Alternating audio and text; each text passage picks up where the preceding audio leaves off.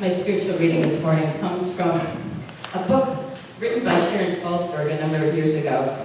She's had been, at that time, she'd been practicing Buddhist meditation for 25 years and is the co-founder of Insight Meditation Society in Massachusetts. She says this: everything is interwoven. The things we do, the things we think about, the things we care about, all make a difference in the totality we are a part of. There is no way to disregard our behavior and then sit down in a formal posture on a meditation cushion, or praying, or in worship, and experience freedom, because each part of our life is thoroughly intermeshed with every other part. The Buddha was an example of a fully integrated being. Compassion, honesty, and wisdom were true for him whether he was alone or among others, wandering or staying still. We have the possibility for just such wholeness and integrity in ourselves as well.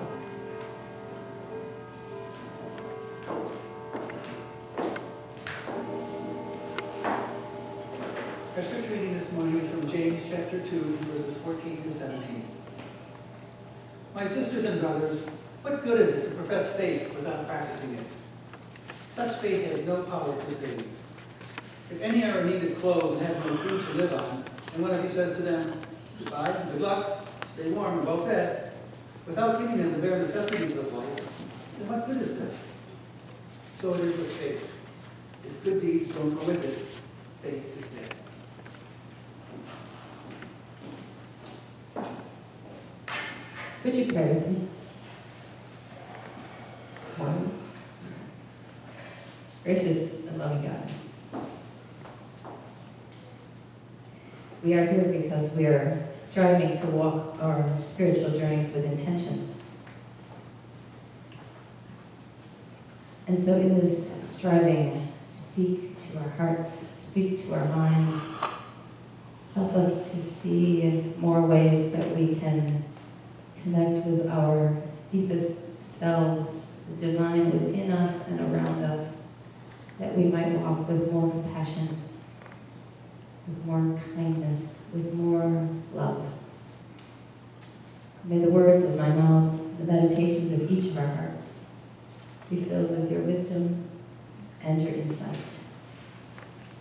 Amen. So we're on the last week of a series on faithing. And because faithing is kind of a new word for us, and because a few of you haven't been around for the last two services, let me just give kind of a brief synopsis on what faithing means, maybe a refresher for all of us. So we're looking at New Testament readings from folks who weren't around when Jesus was alive. And yet they're striving to lead communities in the way that Jesus might have liked, right? They're trying to follow this Jesus movement and continue to be and do the kind of people and the kind of things that he talked about. The word that's been translated to faith comes from a Greek word called pistis. Remember, they all wrote Greek. Pistis doesn't translate well into faith.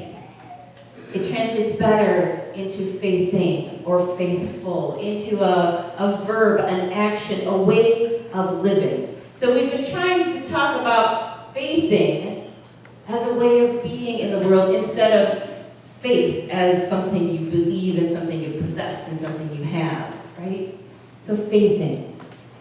We've talked about faithing leading us to patience, which leads us to mature and become more complete people. Today I want to talk about faithing in action, which, as I discovered, was a little more tricky than I expected it to be. But as Sharon Salzberg said, the Buddha was a perfect example of what I would call faithing. Someone who was the same anywhere he was, whether he was alone or with people, whether he was teaching or whether he was being in contemplative silence. He was the same everywhere, a compassionate, loving, kind, wise man. Jesus was the same way. He was the same person wherever he was, whoever he was with, in whatever situation, his words and his actions always meshed. He was always in alignment with the God of unconditional love that he knew. And Jesus never told people, you must believe X, Y, and Z. Right? All of his teachings were trying to convey an experience and of a loving God that he knew. And to try and encourage people to live out of that kind of love. To be faithing people as they walked through life. So this passage from James says, what good is faith or faithing if you say the words and you're not doing the actions? What good is it if all of us good faithing people are here faithing on Sunday morning, and when we leave here, we stop faithing? It's not something that can be compartmentalized into one place or into a couple of little places. The concept of faithing, the concept of being people who walk through the world glass half full, generous, kind, compassionate, trusting in the wakeful expectation of God, as Jürgen Moltmann said. To be people who trust in the mystery and the goodness and the generosity of the universe. What good is it if we say all of that, but then we don't live like that? In that same book I read you out of, Sharon Salzberg tells a story about how one time she invited a meditation teacher from India to come and spend time with their society, their community, and to help them and to teach them. And after he'd been there for a while, they asked him, they said, so how are you finding our Buddhist practice in America?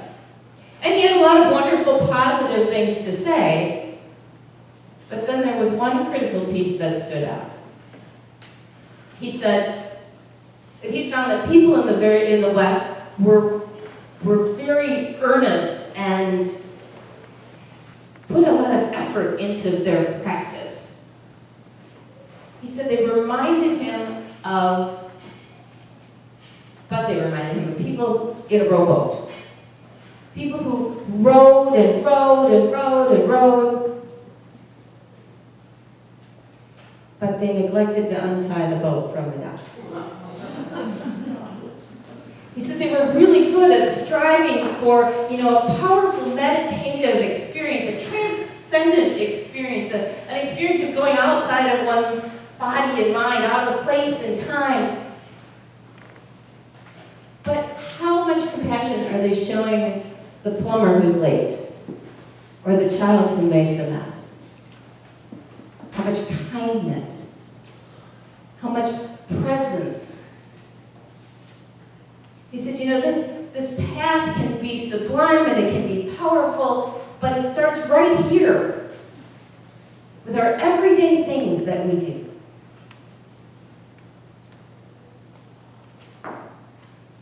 So I just want to say this. Be grateful you're not me. Because this whole concept of practicing what you preach, right? I preach every Sunday. It's a little freaky, right? So at least all of you can say you didn't say the words, right? I'm up here and I'm actually saying the words.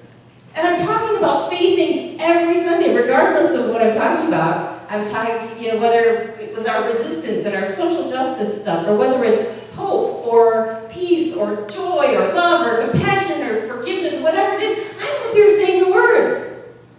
And then James nails me with this passage, right? Which says, what good are your words? They're great words, but what good are they if you don't follow them through? Every day, all the time. So I live with this thing all the time. And I know that I'm not perfect, which is the hardest part. Ask Julie. No, don't ask Julie.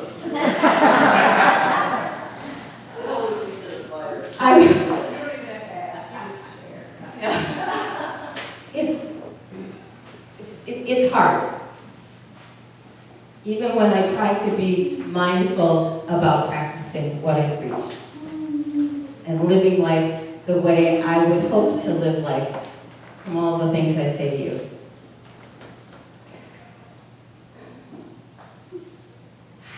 And then sometimes I completely forget what I'm going to say, and that's good too.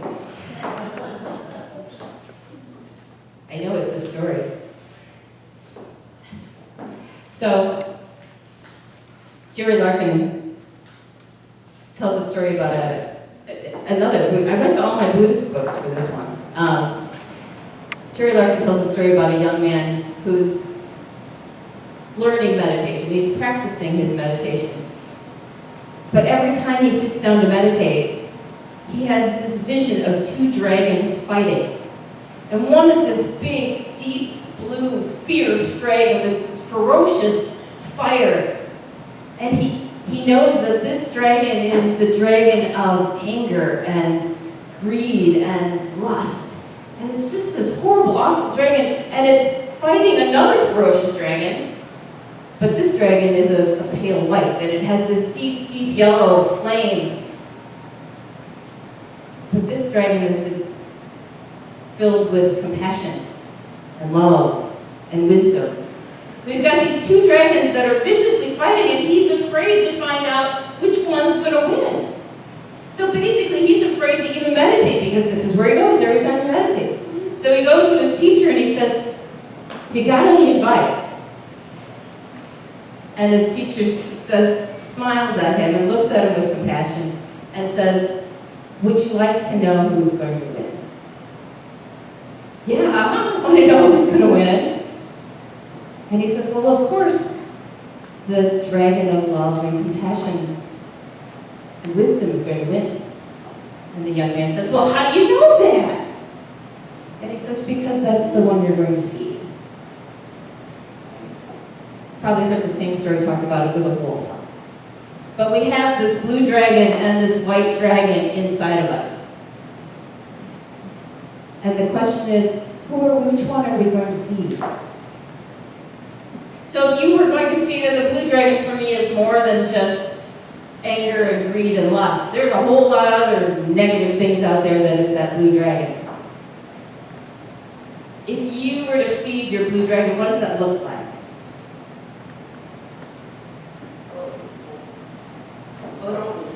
Hateful, to be hateful towards someone, to be judgmental and angry and hateful. What else might it look like?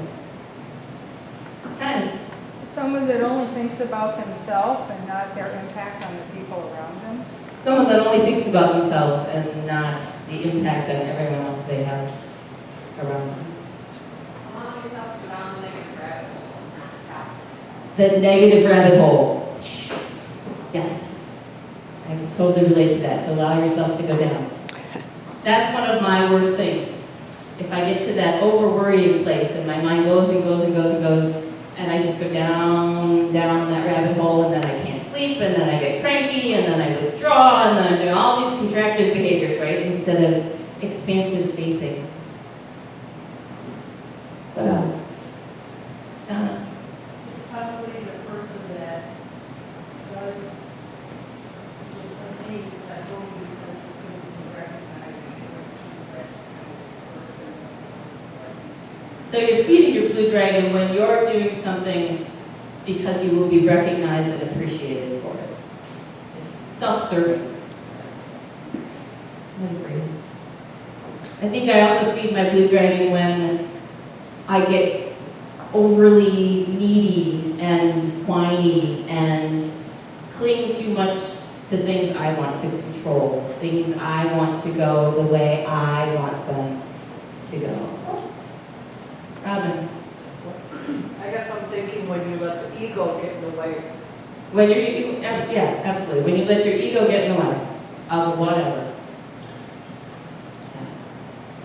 So, feeding the white dragon, I think, is what faithing looks like. So what do we do when we feed the white dragon? What does that look like for you? Sorry?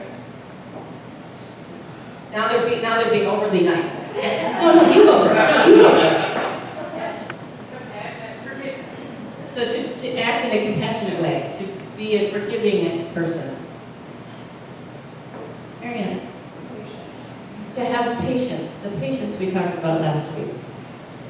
Give without expectation. To give without expectation. Forgiveness. Forgiveness. Don? To let go and let God. Let go and let God, that good old bumper sticker. Yeah. Robin? Glass is half full. The glass half full. Absolutely. When those inspirations come, to not just let them go by, but to act on them. To act on the inspirations and the nudges and the gut feelings, the intuition, the synchronicities. For me, sometimes it means taking a deep breath and taking a step back and not taking things too personally so that I don't feel like I have to overanalyze or over-control. And sometimes I have to fake it till I make it. Sometimes I still have negativity in me. Sometimes I still have reservations about whatever it is. But I know who I want to be in the situation. And so I try to be the glass half full, try to be the positive person. And sometimes it really works to fake it till you make it. Because maybe that is faking sometimes. And sometimes I still kick and scream and stamp my feet at the unfairness of life. And sometimes I still melt down because I'm not perfect. And then eventually I take a deep breath and I look at who I want to be in the situation and whether I'm feeding my white dragon, my wisdom, or whether I'm feeding that blue dragon of ego.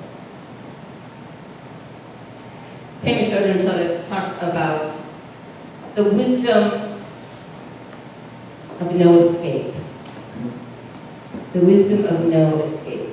See, we often have these situations that come up and all we want to do is escape. And sometimes we use the if-only method of escaping. Well, if only this hadn't happened. If only they hadn't said this. If only they hadn't done that. If only I hadn't opened my big mouth and stuck my foot in it. If only. So Elizabeth Lesser tells a story about her 2-year-old and the Great Banana Wars. So when her son was 2, he loved bananas.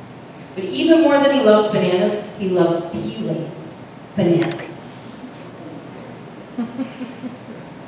And if some poor, unsuspecting soul handed him an already peeled banana, they would be treated to the ultimate meltdown of a weeping mess of a child. And nothing could fix it. Not a new banana, not a taped up banana that he could then unpeel. No, he wanted the original banana unpeeled, period. And how often are we like that? I just want it to be the way I want it to be. I don't want any of these fixes. I want it to be that way.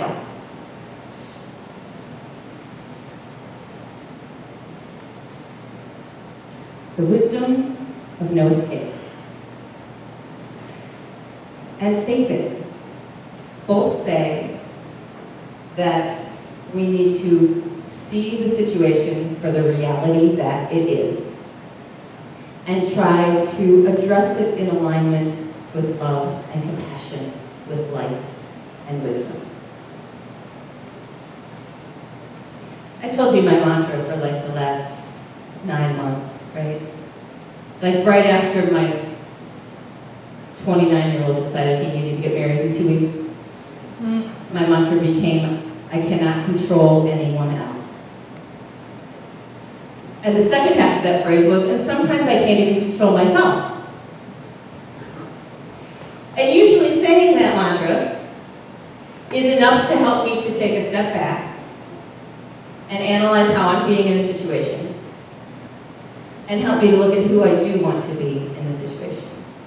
How I want to be the person with the glass half full, the person who trusts the process, the person who doesn't always have to have things her way, the person who faiths through life.